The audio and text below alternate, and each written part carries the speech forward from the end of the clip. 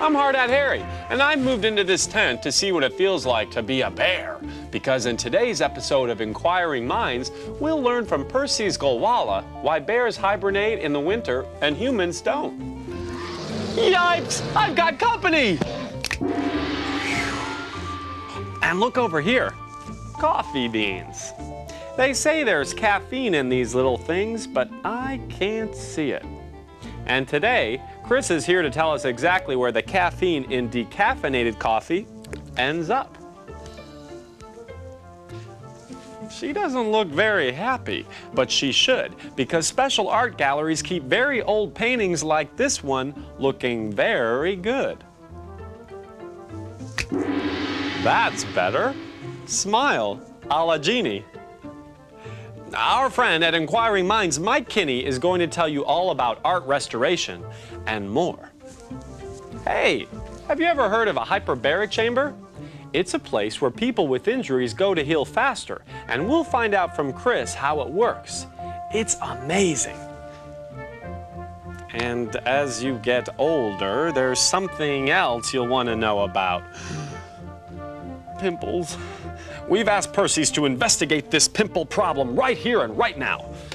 Well, there's lots to discover today, so close your eyes and I'll say a magical Hard Hat Harry poem.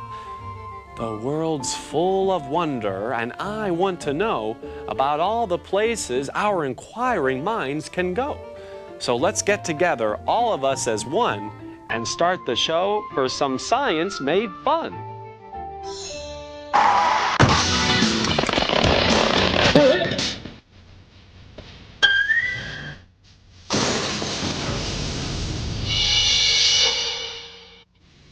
Forecast mostly sunny skies today with brisk easterly winds. Expect a high near 52 degrees. Clear tonight with a low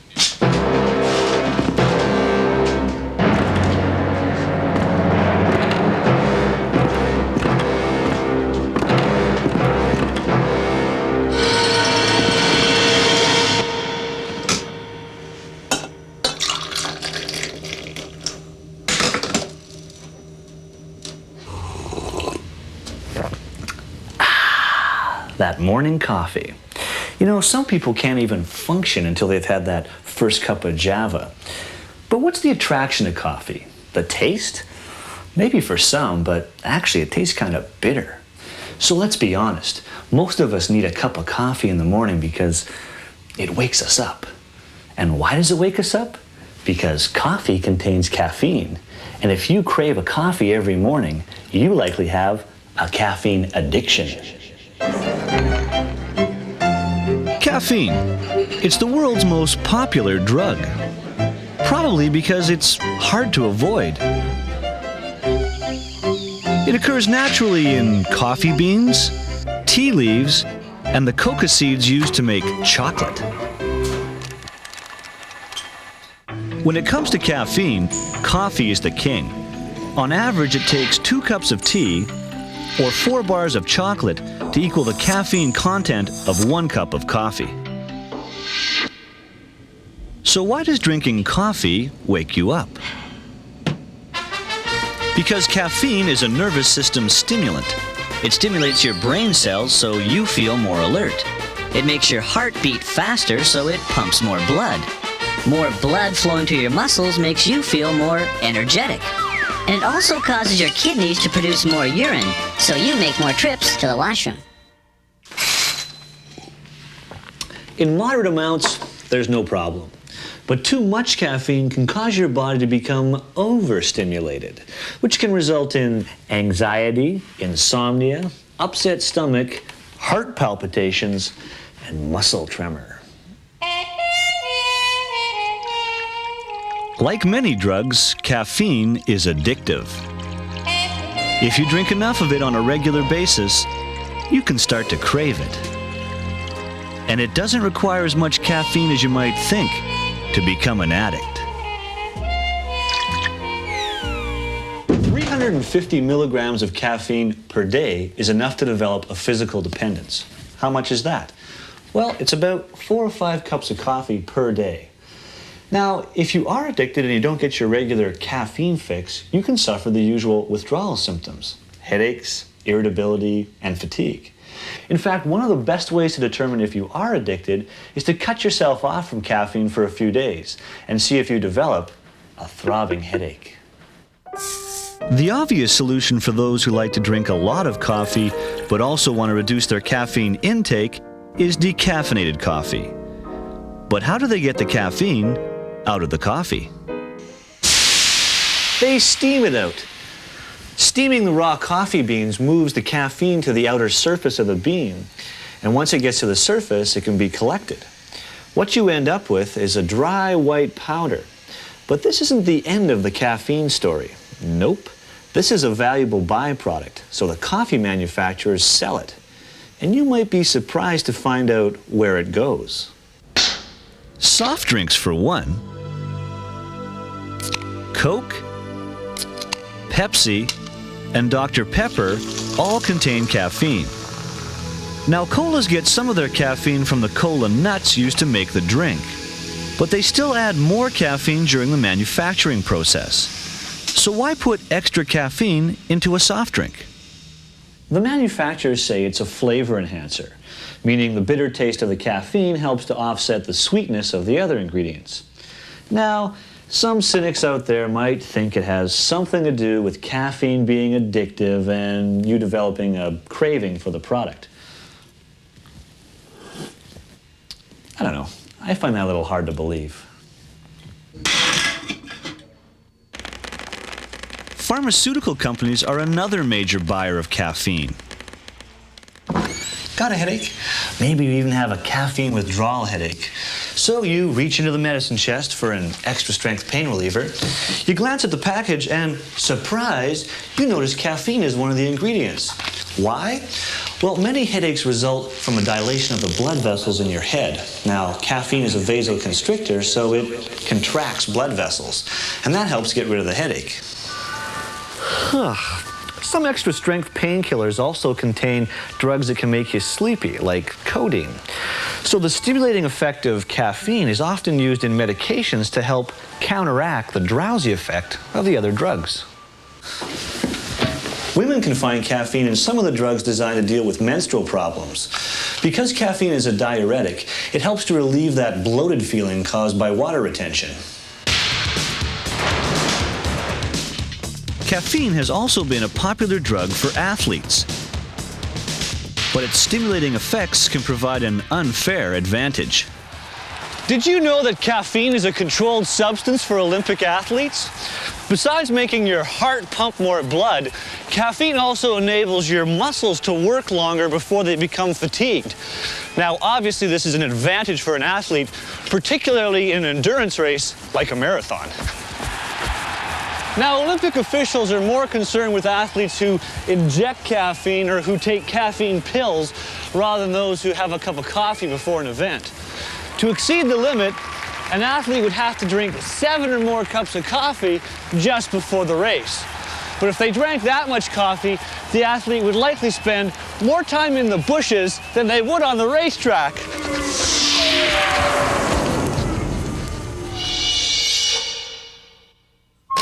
Rolling. Some of the extra strength painkillers also contain...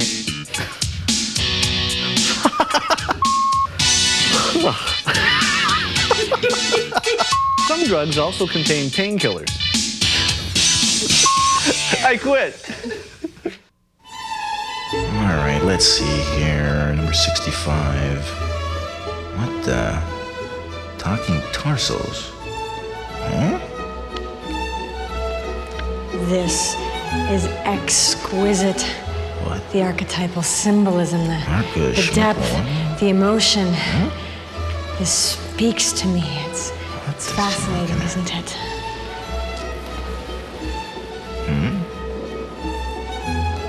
What the? Okay, so maybe I'm no connoisseur of fine art. I mean, what some people find remarkable, I can't find at all. But what I do find remarkable is this. This painting is almost 600 years old. In pretty good shape for its age, wouldn't you say? How do they keep the masterpieces from falling to pieces? Art galleries have teams of conservators, highly skilled individuals who preserve and restore works of art. They repair things that are weak or damaged and improve appearances by cleaning or touching up.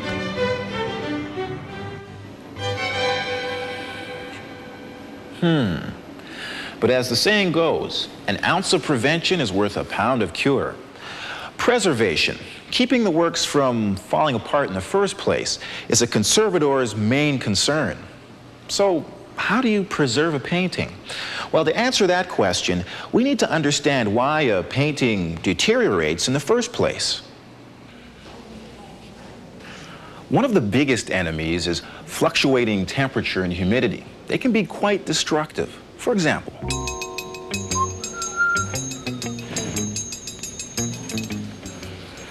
they can cause the threads of a canvas to stretch and contract. This constant stretching and contraction can cause the entire canvas to tighten or sag.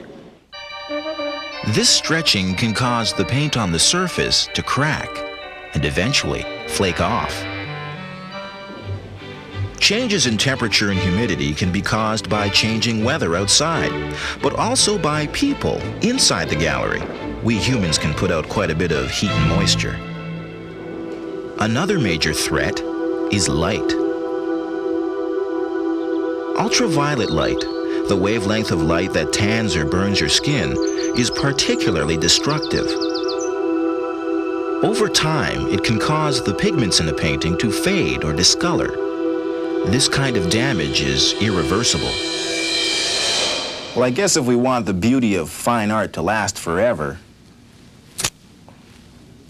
we better start viewing it in dimly lit, cool rooms like this. Not exactly good for business. Ow. Displaying the works means turning up the heat and light levels, which puts conservators in a bit of a predicament. I mean, how do you protect the works for future generations and keep the current generation happy at the same time? Well, you could start by controlling the environment, and that's just what they do with the help of a computer. Temperature and humidity levels are constantly measured by sensors mounted all over the gallery. The readings are monitored by the computer. When fluctuations occur, the computer automatically compensates by adjusting the gallery's ventilation system. The gallery also has a backup monitoring system. It's up there, by the doorway. It's called a recording hygrothermograph. Every room in the gallery has one. The hygrothermograph measures temperature and relative humidity and records it on this chart here. Now, temperature is measured using a bimetal strip that expands and contracts according to changes in temperature. Humidity is measured by a bundle of stretched human hair. See, hair is quite sensitive to humidity, as you well know from those bad hair days in July. When it's humid, it stretches. When it's dry, it shrinks. Light levels are controlled using a few different methods. For example, display lighting contains no ultraviolet wavelengths. Glass windows block out most of the ultraviolet light from the sun, but just to be on the safe side, blinds, shutters, and screens are used to reduce overall light levels. In this particular gallery, motion detectors activate lights when someone enters the room. This helps reduce the overall time these sensitive watercolors are exposed to light.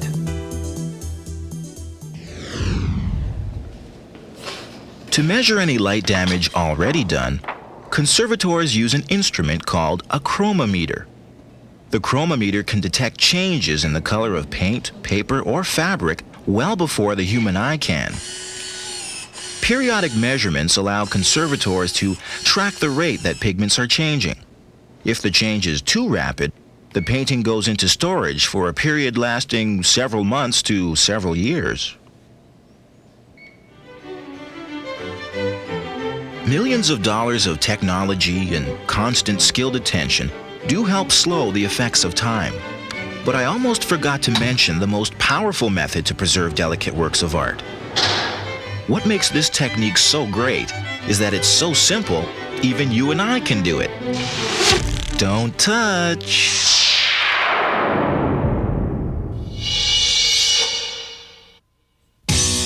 Coming up, Persis gets ready for another day at the office and also explains why humans can't hibernate in the winter. But first, we'll answer some questions from our viewer mailbox.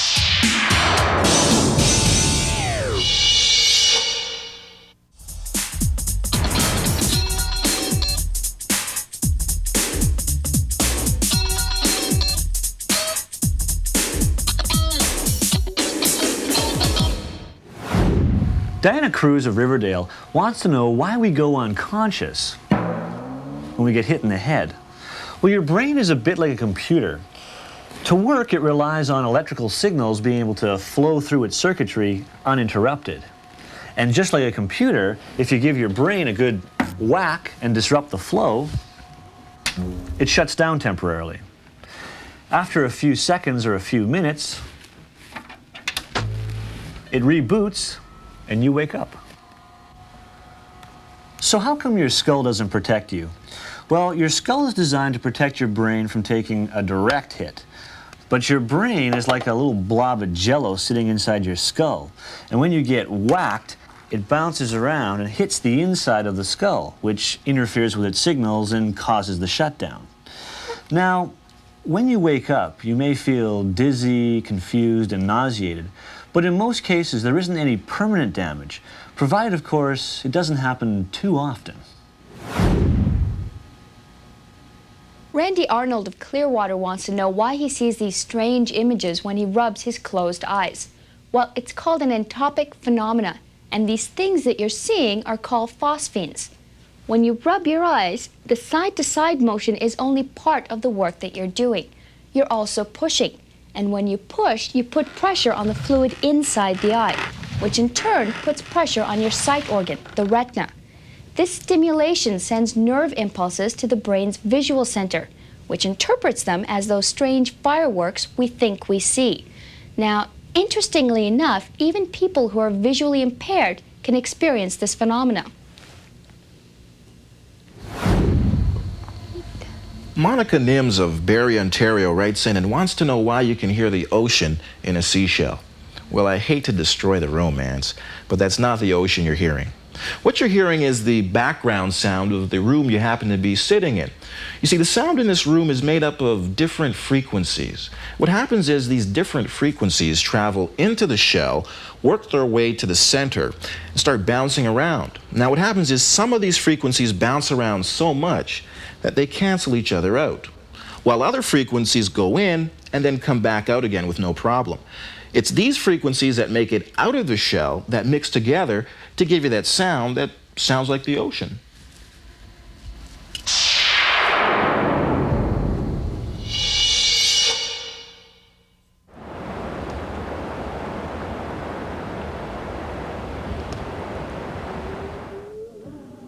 Good morning, it's 7 a.m. and now for the weather. The temperature today, a record 22 degrees below zero. That's 29 below with the wind chill factor. They're calling for 40 centimeters of snow by the day's end. So if you're driving into work, stay away from Highway 10. Should I just stay here and sleep all winter? Come to think of it, why can't I? Bears sleep all winter. Why can't we humans?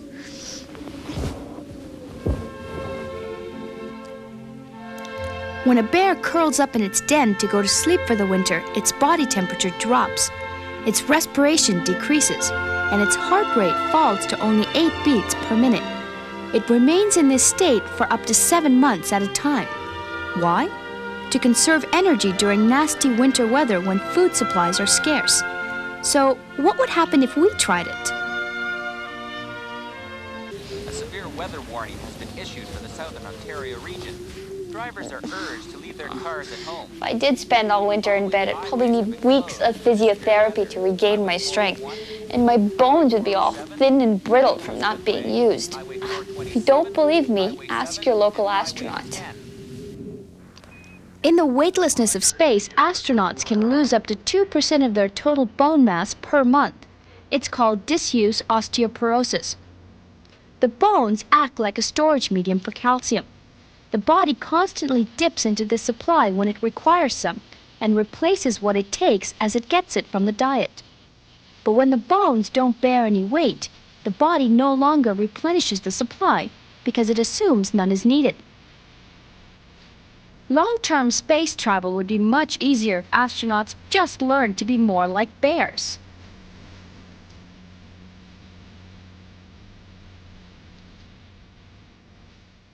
Bears have adapted to long spells of inactivity by continuing to grow bone tissue as they sleep.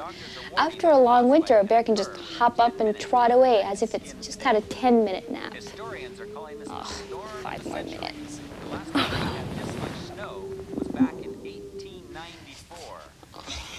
Who's in there? One thing that gets us out of bed is the need to urinate. Hurry up! Urea can quickly build in the blood to toxic levels. If we went even a few days without urinating, we'd die. Bears, on the other hand, can go up to 7 months. How? They have the ability to reabsorb urine through the bladder and break up the toxins into nutrients that their bodies can use. Oh, come on, hurry up. I don't know about you, but after snoozing for 6 months, I'd get mighty hungry. If I wanted to survive all winter without eating, I'd have to pack on about 13 kilograms of pure fat over the summer. That's just what a bear does. Over the summer, it chows down like crazy and puts on a 5-inch layer of fat. Then it loses it again over the winter. Perhaps this explains why we tend to get hungrier as the days get colder. Our ancestors instinctively grabbed whatever food they could in the fall to stock up on energy in the form of fat. We seem to have clung on to this instinct. Well, at least I have. You may be surprised to know that bears aren't considered true hibernators. During the winter, their body temperature drops about 9 degrees Celsius. This puts them in a zen-like state of watchful rest, but not true hibernation. A bear can wake up and avoid danger if disturbed. But a chipmunk drops its body temperature almost as low as its surroundings. This puts it in a death-like state, and it doesn't respond to any outside stimuli. This is considered true hibernation. Sounds good to me. 5 more minutes. Oh, jeez, it's freezing in here. This is the reason why we humans can't lower our body temperature like a chipmunk or a bear. Shivering. It's our body's natural defense against the cold.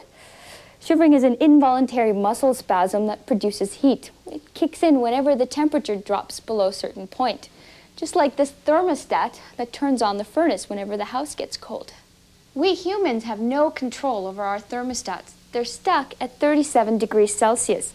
But when a bear or a chipmunk dozes off for the winter, it's able to adjust its body's thermostat to cool down without any problems.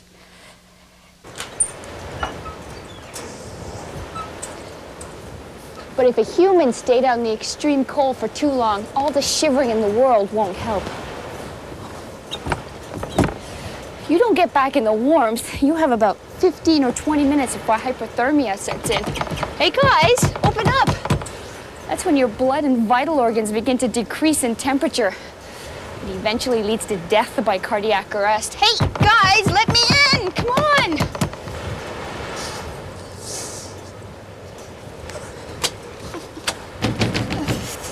But before you die, your heart slows to just 2 beats per minute.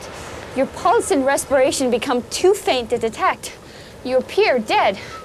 Hey, that kind of sounds like hibernating to me. Hey guys! Well, it's about time.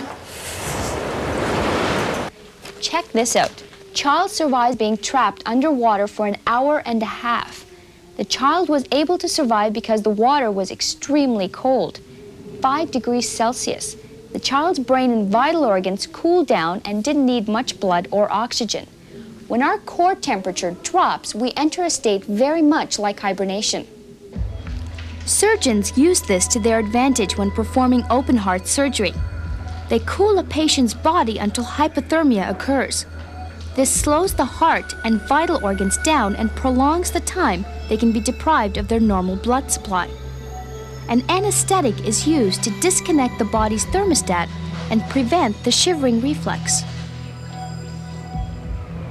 Further study of bears and chipmunks may one day permit astronauts to endure extended space flights in a state of hibernation. But at the moment, this is only science fiction. So far, the latest technology and know-how has only been able to nudge the human body into a hibernation-like state for a couple of hours at a time. Unfortunately, for the time being, we don't have what it takes to truly hibernate. Too bad. Think of all the money we'd save on heating bills and no driveways to shovel. Even though we'd like to stay in bed all winter, we have to get up and face the music.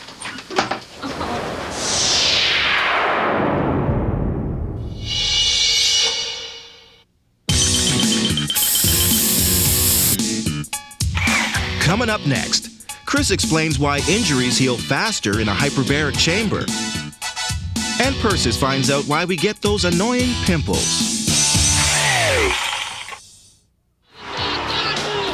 It's one of the pitfalls of being a professional athlete.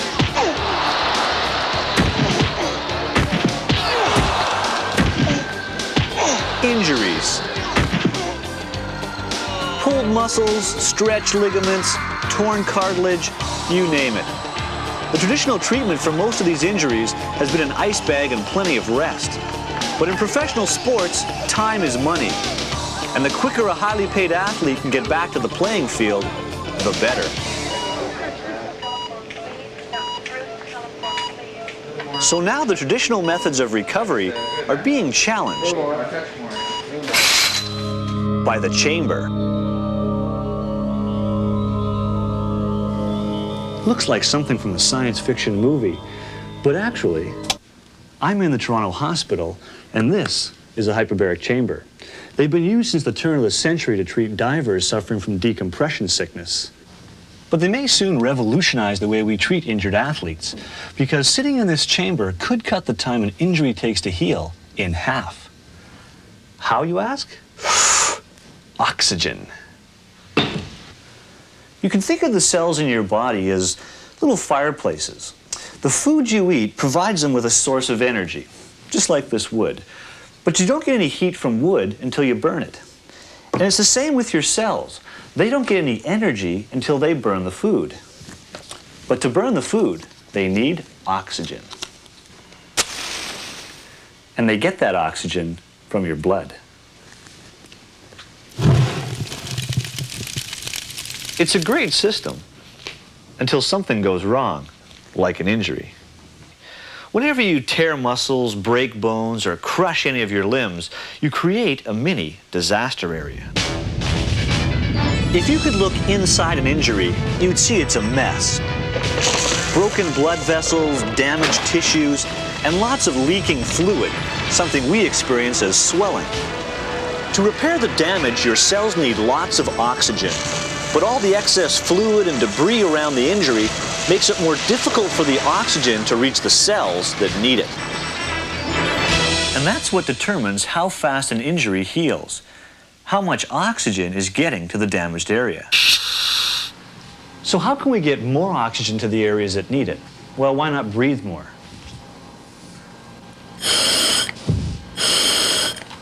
Well, it turns out that even if I were to breathe pure oxygen instead of air, I would still only get a slight increase in the amount of oxygen getting to my tissues. Why? It has to do with pressure. When mountain climbers reach certain altitudes, they find it harder to breathe. The problem is that the air is getting thinner, which means there's less oxygen. But thinner air also means there's less air pressure on their bodies. And as the pressure drops, so does the amount of oxygen their blood can carry. Let me show you what I mean. You'll notice that there are no bubbles in this liquid. But this is carbonated water, and it's full of carbon dioxide gas. Now, the reason you can't see any bubbles is because this bottle has been pressurized. And in fact, it's the pressure of this pocket of air pushing down on the liquid that's holding the carbon dioxide gas in the water. But if I reduce the pressure of that air pocket by unscrewing the cap, watch what happens. The bubbles you see forming are bubbles of carbon dioxide gas leaving the liquid because the air pressure above the water has been reduced. At high altitudes, your blood has a similar problem. As the air pressure around you drops, your blood can't hold as much oxygen, which means you have to breathe harder and faster to stay alive.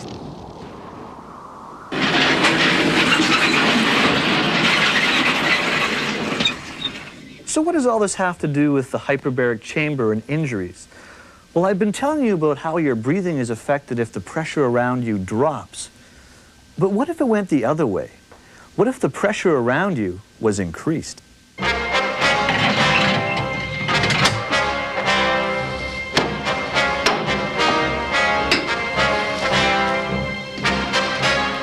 Are you ready to pressurize?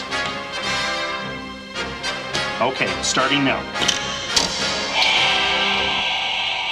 In the chamber, the pressure around you is increased to 2 or 3 times normal sea level pressure. And instead of regular air, pure oxygen is pumped into the chamber. By increasing the ambient pressure, the chamber allows your blood to hold more oxygen. To understand what's happening, let's go back to our pop bottle. If we could increase the pressure inside the bottle again, we could force the carbon dioxide gas back into the water. And that's exactly what happens in a hyperbaric chamber. It forces your blood to carry more oxygen. In fact, this system can allow your blood to carry up to 15 times more oxygen than normal. So how does that help heal an injury? Well, if there's more oxygen in your blood, then more oxygen will reach the cells in the injured area. And with more oxygen, your body can repair the damage a lot faster. So an injury that normally takes 4 to 6 weeks to heal might heal in 2 to 3 weeks if the athlete spends a couple hours a day in the chamber. But why not spend a couple of days in the chamber and heal really fast? Well, it turns out you can get too much of a good thing. If you breathe too much oxygen under pressure, you can deplete some of the chemical transmitters in your brain. If you stay in too long, you can suffer an epileptic seizure. So you have to limit the amount of time you spend in the chamber. And speaking of time, my work here is done. This is 614. I'm now secure in the chamber. Beam me up.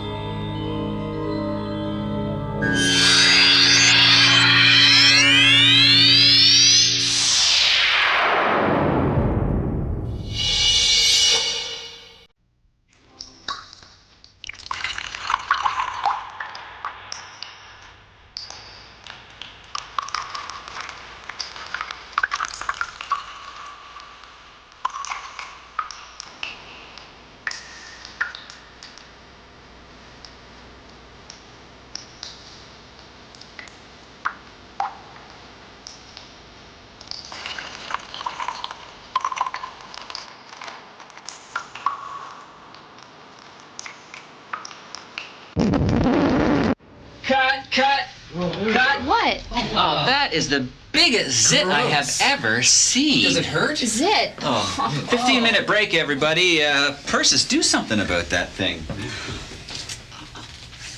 Zit. Most of us get them at some time in our lives. But have you ever wondered why? What exactly is a zit? And why are we cursed with them?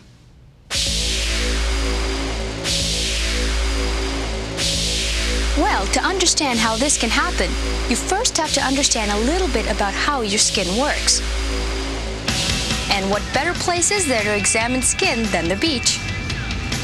Your skin is your first line of defense against the outside world. It's like a protective suit of armor that keeps out dirt, chemicals, harmful microorganisms, and pollution. It's even waterproof. Imagine your skin's the leather in a good pair of boots. Have you ever noticed what happens when you don't polish them? They end up like these. The leather dries out and cracks. Your skin's the same way. Without moisture, it too dries, wrinkles, and cracks. Then foreign substances can get through. To avoid this, your skin has a built-in supply of shoe polish. It's called sebum. Sebum is a waxy substance that's released by millions of hair follicles all over your body. But they're not the hairs you normally see. They're so tiny they're barely visible. You have them in places you probably thought you had no hair, like your nose and forehead. They're called vellus hairs. Inside each hair follicle is a sebaceous gland that secretes sebum.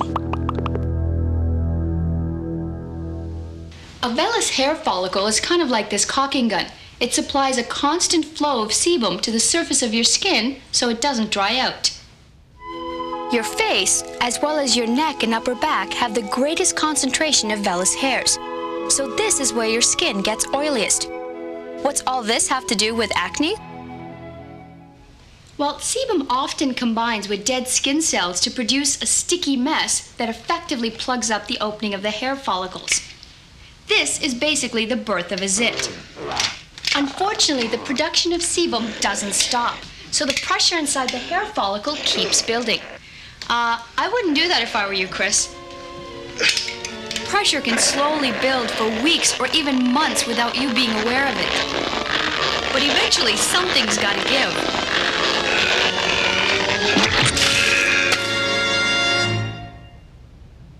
Now you've got real trouble. With nowhere else to go, the sticky stuff bursts out the side of the hair follicles underneath the skin. This causes the area to become red and swollen with pus. Congratulations, you now have a whitehead. Hey, don't pop that. What?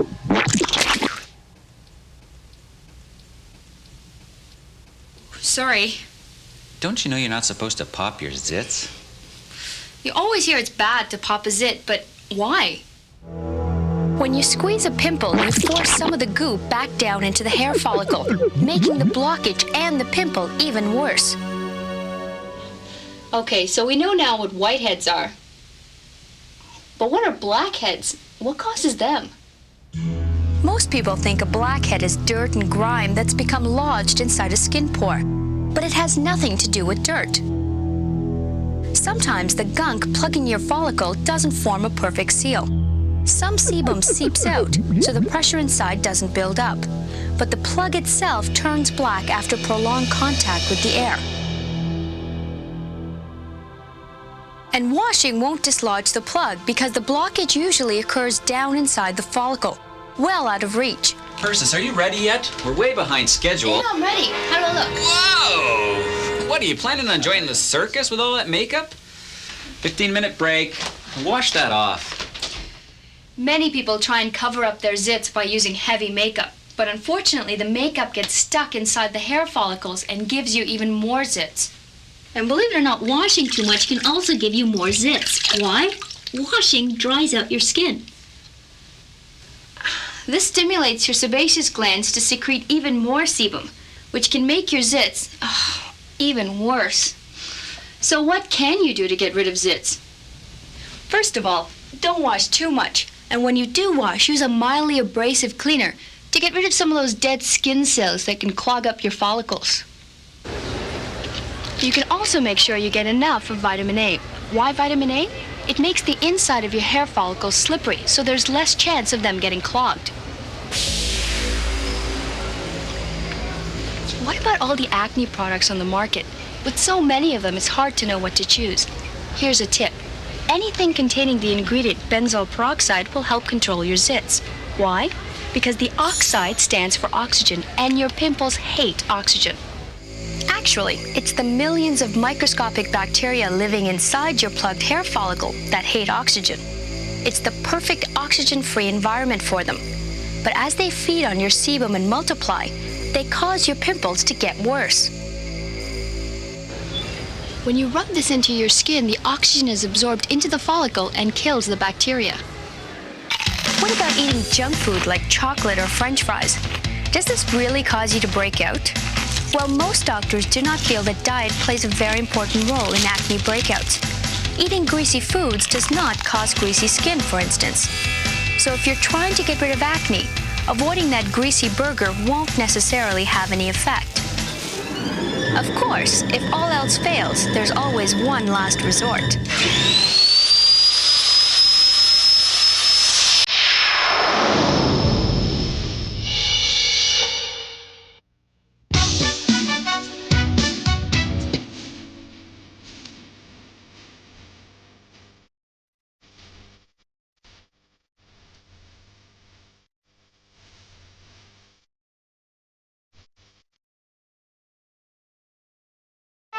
Hey.